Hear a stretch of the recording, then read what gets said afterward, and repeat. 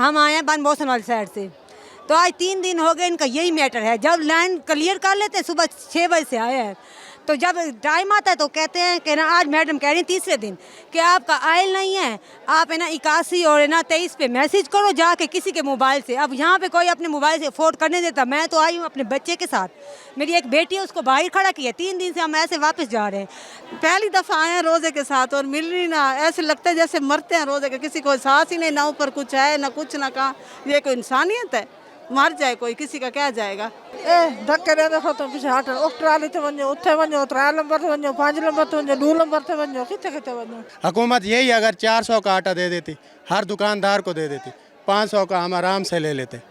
ठीक है, यहाँ खड़े हैं बंदे अपनी दिहाड़ी तोड़ के आए हैं, जलील हो रहे हैं। इंतजाम तो बिल्कुल नाकिस हैं, क्योंकि इनको चाहिए जैसे पीछे से डिसिप्लिन आ रहा है तो आगे से भी ऐसे हो।